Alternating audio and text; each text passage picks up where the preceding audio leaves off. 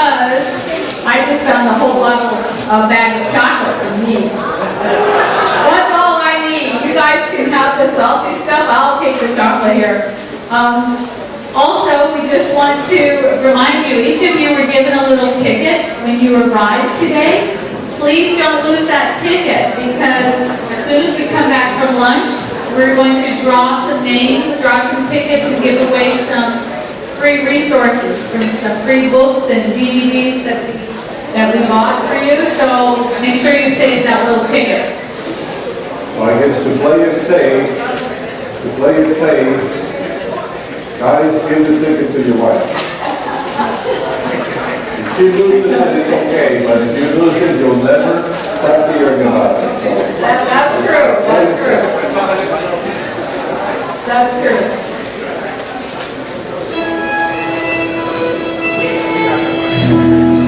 We are very, very different. I'm the typical male, or maybe some people might not say typical, but stereotypical male, in that when I want to buy a pair of black pants, I go to the store where they sell men's clothing, go to the section where the men's pants are, go to the rack where they have the pants, go to the section where they have the black pants, but that's what I came to get, the black pants. I will look at the size, won't even try them on, go to the cashier and pay for it, and be out of there within 5 or 10 minutes. When I get home, I'll try them on. If they don't fit, I'll ask my wife to take it back. And not only that, he gets his black pants, he goes shopping at Costco, people. Costco to get his clothes. Can't find them at Costco, you don't need it. My wife is a stereotypical female when it comes to shopping. She goes to the store and goes to the section where they sell pants and will try on the black pants, the white pants, the pink pants, the red pants. Then she goes to the skirt section and tries them all. Then the dress section, then the blouse section, the purse section, the shoe section. And after 3 hours, she will walk out of there with nothing. And you know what I told him every time he tells that story? I'm like, honey, you should praise God. I didn't spend any money, right, ladies? I do praise God. What is the problem? What's the problem here? We used to live in Minneapolis, or outside Minneapolis, St. Paul. Of course, those of you who know anything about that area, they have the biggest shopping center in all of the United States. It's called the Mall of America, 4 stories high, 540 stores. They have its own indoor amusement park, hotel, wedding chapel, aquarium, that all works there. You don't have to leave that place. You can move in and spend there the rest of your life because you've got it up. But if you want to preserve your marriage, you can't go there shopping together unless that's what you believe. If the most important person in your life thinks you're smart, that you're good looking, that you're capable, it doesn't matter what the whole world tells you, that's what you believe about yourself. You have that much power, ladies, over your husband. Think about this. Husbands too need to be told that they are deeply loved and appreciated. Don't just say to your husband, I love you. Tell him what you like about him, what you admire about him, what you respect him for, and you will be building him up like nothing else can. I love the Pickles is the name of this cartoon. She says to him, you could be a little more helpful around here, you know. Earl, he says, what are you talking about? Who cleaned the toilet without being asked? She says, that's right. And then you kept mentioning it every day for a week. So he says, and think about that, sometimes you have to toot your own horn or it never gets to it. So have you heard your husband say, hey, by the way, did you notice I did the yard? He's not doing it because it's simply an innocent comment. He's saying, do you approve? Did you like what I do and what I did for you? All right, so number 2. And number 2 is what some of you guessed was number 1, sexual fulfillment. Remember, we're talking about needs here. Here's the definition. A sexual relationship that brings out an enjoyable sexual response in both of you, and here's the other part, and that's frequent enough for both of you. So it's not just the fact that you're intimate, that you're having sexual intimacy, but also frequency. That it's frequent enough that you both agree to that. This is probably one of those areas where we find more and more people coming to us because it's just not satisfying, because it's not often enough, because it doesn't happen, because she doesn't like it, she doesn't think about it, because he's creepy, Pastor, all he wants to have is sex. Well, but he's your husband. Would you rather he think about having sex with somebody else? Listen to this verse. Some women may have to give an account to God for the way in which they belittle or ignore their husband's sexual needs. Many marriages would blossom overnight should the wife decide to embrace this part of her husband's physical and emotional makeup. This is from Richard and Rita Tate. And then she says, or they say, when a wife begins to genuinely anticipate meeting her husband's sexual needs, romance can be reborn. It's not a physical need, it's an emotional need. Because we connect at the emotional level with you ladies when we are having sex with you. It's not just simply pleasurable, which is, but that's how we connect at the emotional level with our spouse. So when you say to your husband, I don't want to have sex, you're saying, I don't love you. I'm not interested in you. Just think about the message that you're sending to your husband. We who might not have as strong an ego as you think we have, when you're saying to us, I don't want to have anything to do with you, I don't really care about you, at least not tonight, it destroys us. It hurts tremendously. No wonder so many have gone to look for that elsewhere, because at least it makes them feel, quote unquote, like a man. Here's an interesting one. Oh, you can have another spin, but only because it's your birthday. But I want you to notice the options. No sex, no sex, no sex, no sex. Only one option there. You think you stand a chance there?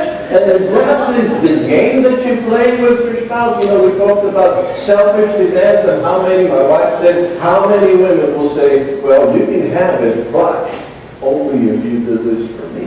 Or if you do that, you're not going to get a piece of this. Is that how you play that game? I told my husband, I said, my husband showed me this cartoon, I said, but look at him. He's lucky it's one spot on there. to which my husband said, but look at her. I want to turn the lights off before I do anything here.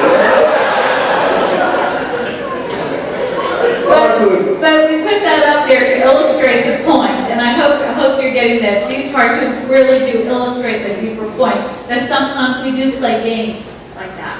And we play games with sex, especially sometimes women do. But I also want to add one thing I think we forgot to say, honey.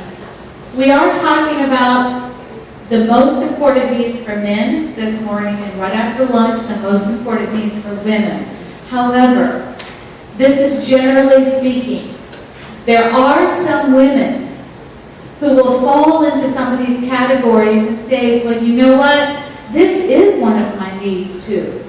You know, for me, some people will say, for me as a woman, sex is one of my most important needs. So that's fine. We're talking in general terms, according to general research that's been done. But as we're talking about the most important needs for men, ladies, if you're sitting there thinking, well, you know, that really is an important need for me too, that's fine. Go ahead and mark it.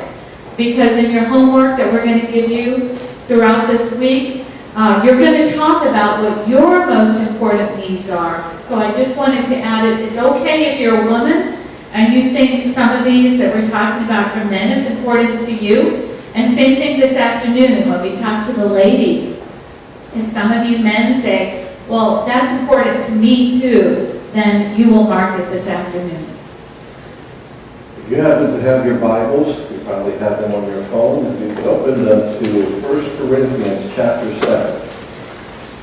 One of those very significant passages in the New Testament that deals with marriage. 1 Corinthians chapter 7, we'll begin in verse 1. Doesn't matter which version of the Bible you have. This year I'm reading one called the Contemporary English Bible, CEB, so I'm going to read out of that. But if you have the New King James or the NIV or whichever version you have, I think you can follow along as well. So 1 Corinthians chapter 7, verse 1, Paul says, "Now, how you wrote, it's good for a man not to have sex with a woman." Now, that's when the lady said, "Amen, Pastor, preach it, preach it." Well, I hear a whole sermon on that. But verse 2 clarifies what verse 1 says. Each man should have his own wife, and each woman should have her own husband, because of sexual immorality. So what Paul is referring to in verse 2 is that men or women who are not married should not be having sex together. There should not be sex outside of marriage, is what Paul is saying in verse 1.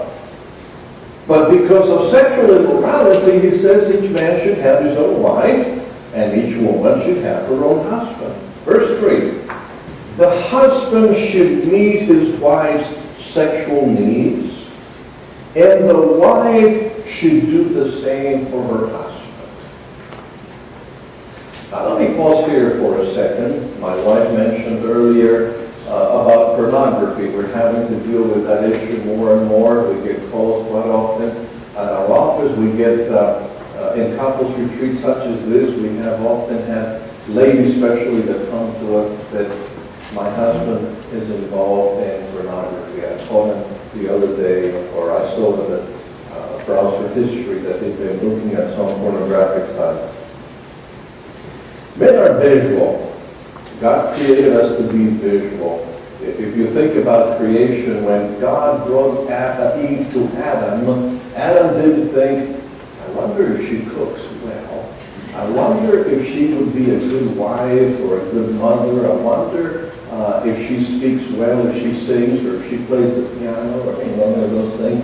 She saw Eve and immediately burst out in the first poem in humanity. There she is, bone of my bones and flesh of my flesh. He thought she was gorgeous. We men are attracted to beauty and to beautiful women. We have different tastes, but when we see someone that attracts us, that we like, we do.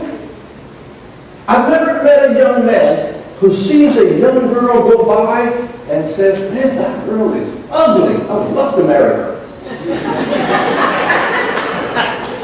No, it doesn't happen that way. If we don't like someone, we just don't pay attention to them. But when we see someone that we like, we're attracted to them. So pornography plays on that by playing with our eyes, the attraction that we feel with our eyes. So the moment that we see a woman, we want to see not only her, we want to see another one, until it becomes an addiction. And I know some of you ladies are thinking, that is so disgusting. You know, the rise of pornography among women is surprising even the researchers. But for women may say, "I don't care to watch people doing things that should be done in the privacy of the bedroom, or people without clothes on. I don't like that, because your ladies, in general terms, are not visual." But yet, you will pick up a novel and read stories about the prince that comes to rescue the princess, or the multi-billionaire who takes the girl in a helicopter to his mansion and teaches her in 40 different shades how to have sex.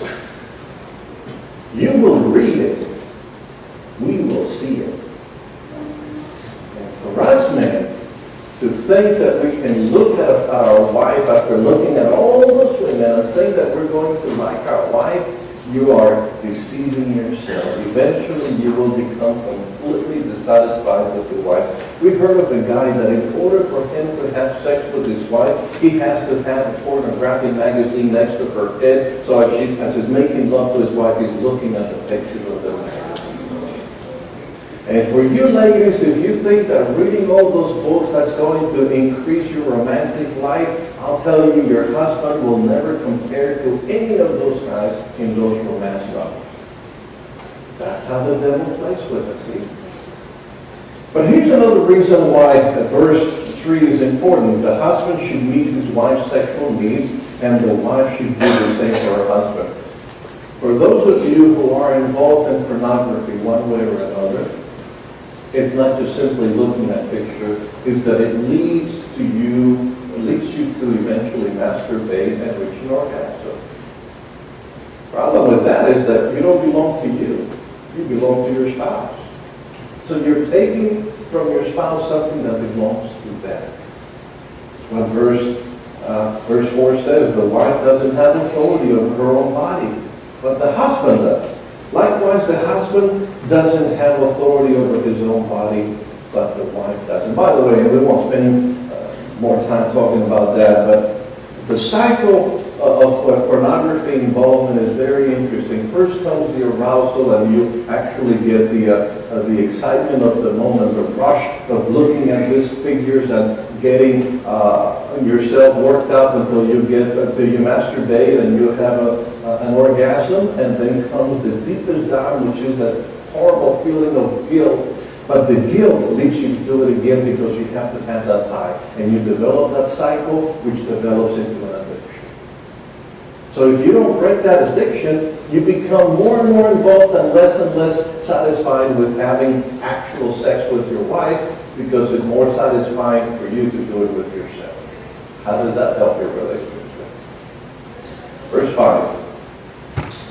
Don't refuse to meet each other's needs unless, now Paul says that there are reasons why you shouldn't have sex with your spouse. He says don't refuse to meet each other's needs unless, 4 principles here. Number 1, you both agree. Okay, so you both agree. That's the first principle. Secondly, for a short time. A short period of time. Number 3, to devote yourself to prayer. Some Bibles say to devote yourself to fasting and prayer. So of course, when it says fasting and prayer, one of the things I ask is, how long can you fast? See, Paul in his wisdom said, if you're not going to have sex because you want to devote the time to prayer and fasting, that's a good thing, because I know fasting can't last forever. Only for a short period of time. But then comes the 4th principle. Then come back together again so that Satan might not tempt you because of your lack of self-control. 4 principles. Agree together. First principle. Secondly, for a short time. Third principle, to devote yourself to fasting and prayer. 4th principle, and then immediately come back together before Satan tempts you. So my wife comes to me and says, I want to pray for our daughter. She doesn't have a job right now. I'm concerned about her. I would like to devote 2 days for fasting and prayer. So for those 2 days, let's not have sex. Now, we've come to that agreement. She's asked me about that. I said, I agree with you. In fact, I'm going to join you because I also love my daughter. I also want her to do well. So let's pray, let's fast and pray together for the next 2 days. And so let's not have any sex for those 2 days because we're devoting our time to fasting and prayer. See, it's mutual. It's for a short time to devote ourselves to fasting and prayer. But remember, there is a 4th principle. And come together again. So if we agree that we're not going to have sex or food for the next 2 days, all of Sabbath, all of Sunday, meaning the fast ends on Sunday afternoon, hey, I'll take her out to eat. Or I'll fix her dinner so that we can end the fast. And then come home together and end the other fast. You're so generous. Yeah, I'm very generous. Let me think of something. I think one of the reasons why some women don't like or enjoy having sex with their husbands is because husbands have not learned how to prepare their wives for sex. You guys think that you work during the day, she works all day outside of the home, one many of you, and then at home when she comes home and she's tired, cooking, cleaning, taking care of the kids, and by the time she gets to bed, she's exhausted, and you stand next to her in bed and says, honey, come on, let's do it, and you think that she's going to say, all right, it ain't going to happen. Wow, that was romantic.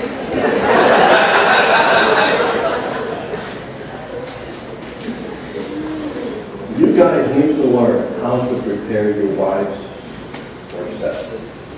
It's something we call foreplay.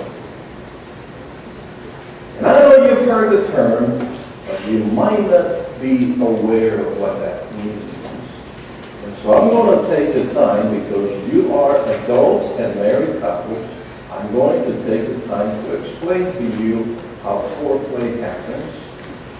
And I'm going to do it in great detail, because I don't want to miss anything. But I'll warn you, I am going to be very graphic, very descriptive. I hope no one is offended.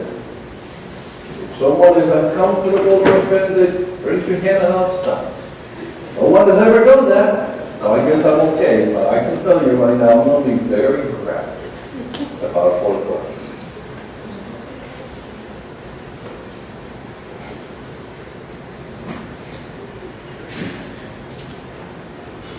In the morning when you wake up, make the bed, by the way. Take a shower. Hang the towel. When you get dressed and go to the kitchen and your wife is fixing your breakfast, put your arms around her, give her a kiss, and tell her you love her. Have breakfast with her. And after breakfast, you say, honey, I'll take care of washing the dishes. Have worship together. Kiss her before you leave for work. We okay so far? No one is offended?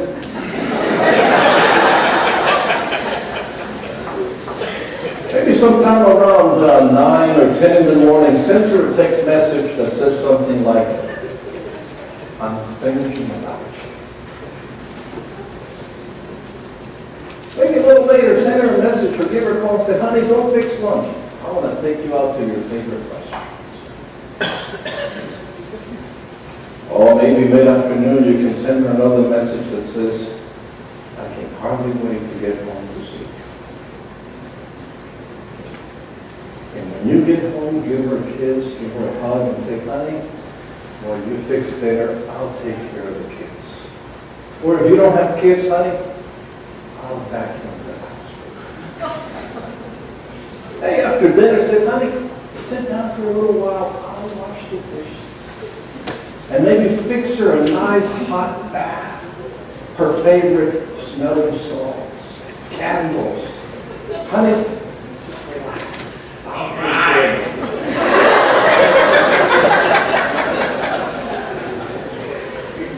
That, my friends, is what foreplay is. It's what happens during the day, not what happens right before you want to have sex.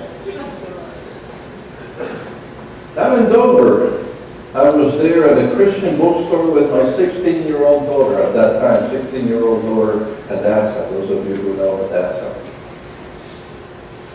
And I saw this book. The title of it, Sex Begins in the Kitchen. And she said, Dad, you're not going to buy that book. And I said, yes, honey, because your mom and I are going to be doing more cooking from now on. She won't be seen with me when I pay for that book. Foreplay is what happens throughout the day. That's the principle of that book. It's what you do for your wife throughout the day that prepares her to be ready to have sex with you at night. But to be fair, you ladies might not know what foreplay is for a man. So I need to explain to you ladies what foreplay is for a man. I'm going to be very graphic, very descriptive. Hope you're not offended. But this is what your husband understands for foreplay.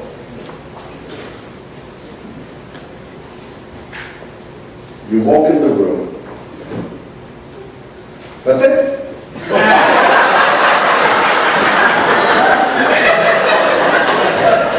Don't need a whole lot of preparation.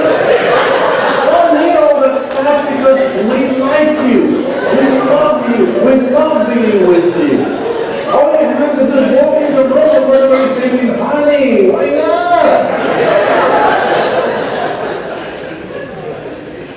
So Willard Hartley would say, overcome your sexual ignorance and communicate your sexual understanding to each other. So we encourage you to read some good books on human sexuality, especially from the viewpoint of the Bible.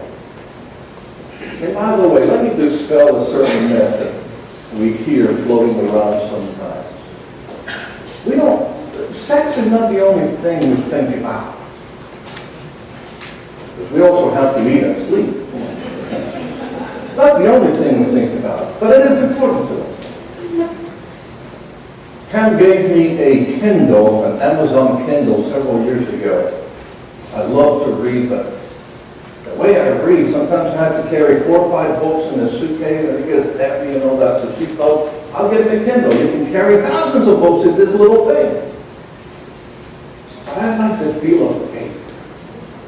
So I wasn't sure if I was going to like this thing. So before I purchased any books, she told me that they had some free books. So I went into the Amazon website, the Amazon Kindle website, and looked in the 2 areas that would be of interest to me: religion or theology, and relationships or psychology. And saw a book by the title immediately. I said, I want to read it. So I downloaded it. Then we went to a camp meeting in a different conference. And while we were in the hotel one afternoon, I opened the Kindle or turned the Kindle on and looked at that book, pressed the button, and opened it, and was so disappointed because all the pages were blank. I said, I'm not going to get into this kind of a thing if it's not going to work. She says, no, I'll call technical support. So I called technical support, and this lady answered, she said, hello, Amazon Technical Support, how can I help you? And I said, well, my wife gave me this Kindle, I downloaded the book, I opened it, and it's not working, the pages are blank.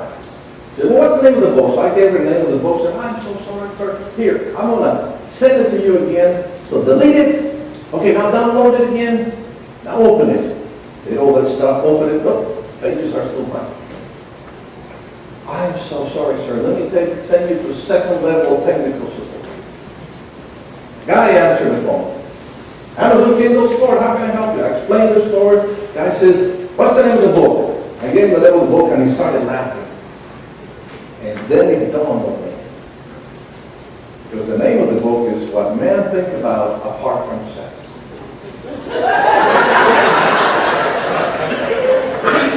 So he said to me, no, sir, there's nothing wrong with the book. That's the way it is.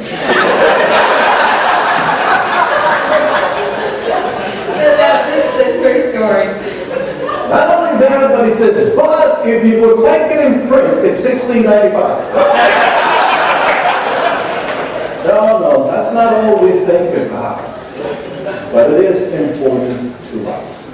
Because by doing that with our spouse, or you doing it with your husband, you're saying to him, I love you, I care about you, you're important to me. And when you don't, you're saying, I don't love you, I don't want to be with you, I don't want to have a relationship with you, and that hurts us to the deepest core.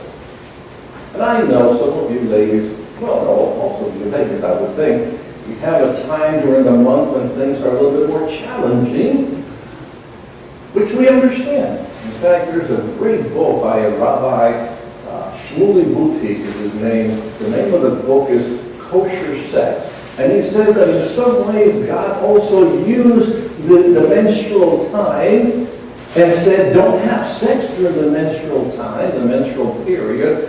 And in some ways, he was saying, it also helps your husband to build the testosterone, so as soon as your menstrual period is over, he will have that great desire for you. So it's not just for procreation or elimination of the eggs, but also a way to awaken in him that passion that might go down untouched, if you want to say it, if you do it all the time. So God in his wisdom said, don't do it during that time, so that you will have that passion for your spouse at the end of the period. But if at the end of the period, he comes to you and you say, hey, what is he supposed to do then? Then he gets angry, gets frustrated.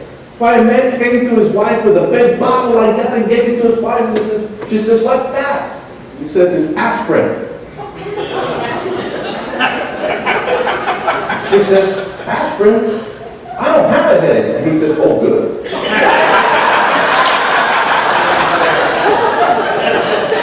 Now listen to this verse. A wife may demonstrate her love in innumerable other ways, but it is often negated by her rejection or lack of enjoyment of sex. You may be a great housekeeper, a gourmet cook, a wonderful mother to your husband's children, but if you turn him down consistently in the bedroom, oftentimes those things will be negated.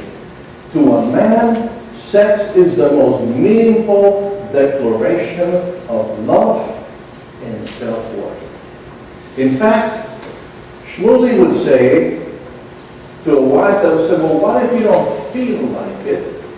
He would say, well, then fake it.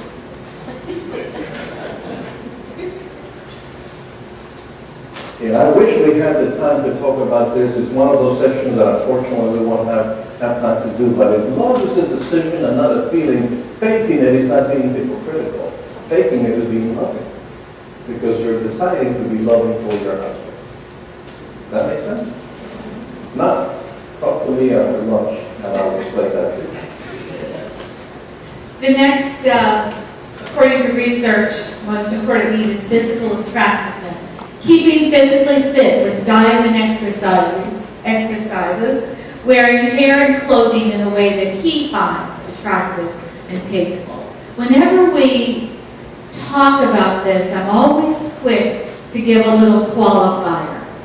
We are not talking, ladies, that you need to look like a Barbie doll.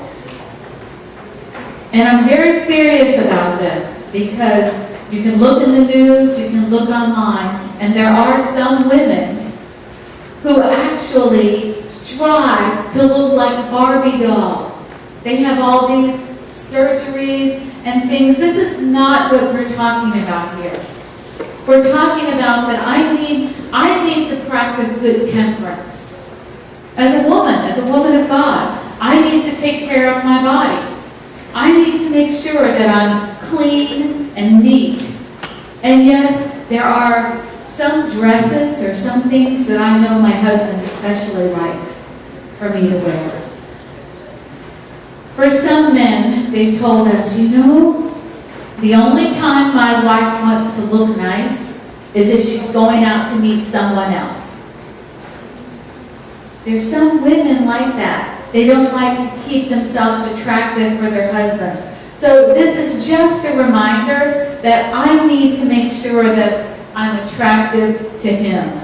It really doesn't matter what anyone else thinks, but I need to make sure that I'm modest, because all things in moderation, right, ladies? I'm not going to go out and spend $1,000 on a dress because I want to look nice all the time, or designer shoes, you know. That's not what this is. So qualify this. Make sure you qualify this, that I'm doing the best I can with what God gave me, that I'm looking attractive and nice, that I'm wearing clean clothes. You know, the way I was raised, my mama always says, you don't have to be rich, Pam. You don't have to have a name brand written on your shoes or on your dresses or anything else you have, but you do always have to be neat and clean. That's the way I grew up, and that's probably why today, honey, I love shopping at thrift stores still. But physical attractiveness, I do want to make sure that I look nice for him. Take this from me, as a marriage and family therapist. Flannel pajamas should be outlawed. Wait a minute. Don't wear those things. No, I'm telling you, they are the least romantic thing you could ever wear for your house. But honey, wait a minute. You took me, we lived in Minneapolis for 6 years. We lived in Milwaukee, Wisconsin. We pastored there for 7 years. So let me tell you folks, those flannel pajamas in Minneapolis, they felt pretty good, honey. Yes, those were some challenging years in our marriage. Sorry, but Victoria's Secret doesn't cut the mark in Minneapolis. There was a guy that came to me and said, Pastor, when I get home, my wife comes to meet me in this semi-transparent robe. Because it's worn and faded, that thing is. He's worn it for the last 25 years. He's still wearing it. You know, that sweatshirt your husband gave you that says University of Delaware, but it's stained and full of holes, throw it away and buy a new one if you have to. But better yet, don't wear it for the bed. It's just not exciting to see someone like that, I tell you that. My wife and I wrote the Sabbath School Quarterly that will be published the second quarter of 2019, all on the family. And we devoted one whole week to the Song of Solomon. It's one of the most beautiful books and one of the most ignored books in the Bible. I don't know when was the last time you read it or looked at it. But the Song of Solomon is a very explicit book about the relationship between a man and a woman. The rabbis in the Old Testament, when they were putting the canon together, the books of the Old Testament, the Hebrew Scriptures, were a little embarrassed by it and thought about removing it, but then they said, but if it was inspired by God, how could we remove it from the Bible? So then they came up with the idea, and so did the early church fathers when the New Testament was added. They came up with the idea that the Song of Solomon is an allegory of the relationship that exists between God and the church. And that sounds pretty good until you read something like, your thighs are rounded. And I'm thinking, well, what are the thighs of the church? I don't get that. No. The Song of Solomon is a book, a description of the relationship between a man and a woman before they were married, when they consummated their marriage, when they had conflict in their marriage, and the commitment they had to live together for the rest of their lives. If you study that lesson that week, you'll see how that goes. Let me show you how important it is for a man to have an attractive wife. And again, what is attractive to one person may not be to another person, but it doesn't matter what the others think. It's what I think about my wife. Here's from the Song of Solomon, chapter 7, verses 1 to 10. By this time they are married. If you read chapter 4 of Song of Solomon, which happens before the wedding, he describes his girlfriend, his fiancée, from the top of her head to her breast, and uses 7 attributes to describe her. Talks about her hair, her eyes, her teeth, her neck, her lips, etc. 7 attributes. What is the number 7 in the Bible? The number of perfection. And in fact, she says, you are perfect, my love.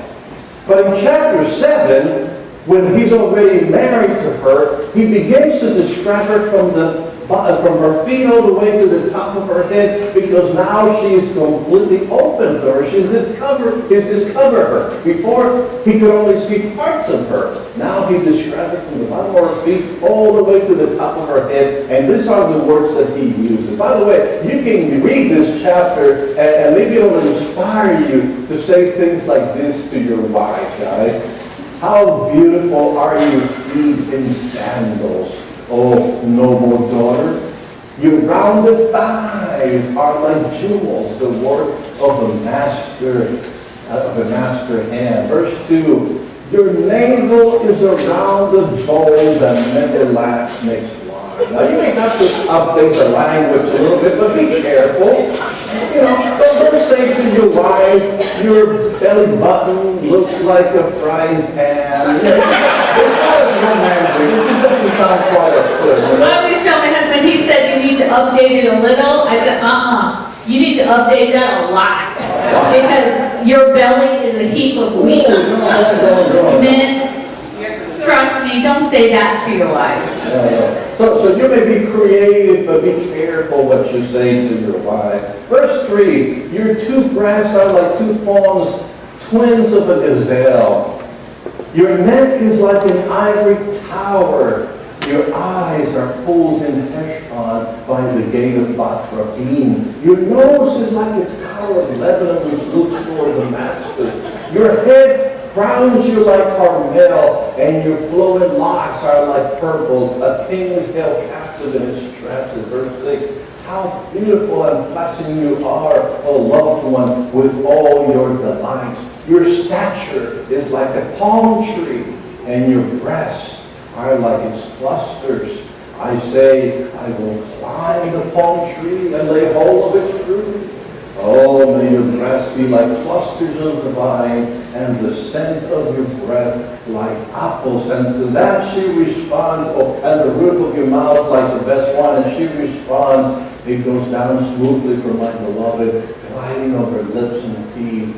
I am my beloved's, and his desire is for me. I mean, this guy took the time to describe his wife in every detail, from her feet all the way to the top of her head, because he noticed, he looked, and paid attention to everything about it. In fact, I said that in chapter 4, he used 7 attributes from the top of her head to her breast, meaning you're perfect. But here in chapter 7, he used 12 attributes. What is the number 12 in the Bible? It's a complete number. 12 times 12 is 144. The 12 tribes of Israel, the 12 pillars of the temple. 12 is the number of completeness. So he's saying to her, you are complete. There's nothing that you lack. There's nothing missing there. Beautiful. That woman must have been gorgeous. In fact, I have a picture. There she is. It's beautiful. Well, at least to him, she was absolutely mind-blowingly gorgeous. That's why he took the time to describe her in great detail. Because we men are attracted to beautiful women. And if that happens to be our wife, even better.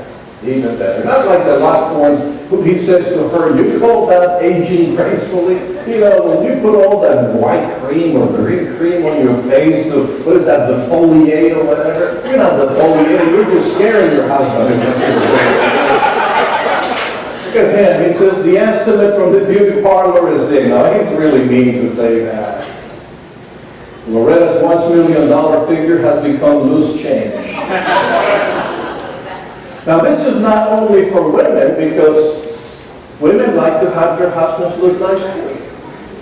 Here's again one of those cartoons that is very profound. She says to her husband, explain to me why you dress nice for co-workers you hate and then come home and dress like it's love for the woman you love. Think about that. Yeah, it's not just one-sided. We both should look nice for each other. The next one is recreational companionship. This has 2 parts, the recreation and companionship. But ladies, this was so easy to do when we were dating our husbands. Think back to your dating days. You loved spending time with your man. And it was okay if that meant all day Sunday we sat on the couch beside each other and we watched the football game or the baseball game or whatever it is that he enjoyed. It was okay because I just wanted to spend time with him. But somehow that deteriorates after we're married for a while. Because now I don't have time to do that. I have kids now that have come along. Or I have papers to do for work. All of a sudden my career has taken a new place in our marriage from when it did when we were dating, when we were in college. I've got to worry about my career now. I I've got a house to clean. I have a laundry basket full of clothes that need to be done. I don't have time to just sit anymore. And that's a huge problem in today's marriages. We're too busy today. I just want you to, don't answer out loud, but just think in your mind. Apart from today, when you have set aside today to focus on your marriage, when was the last time that you spent with your spouse an entire day just doing something fun together? No TV, no children, just the two of you reconnect.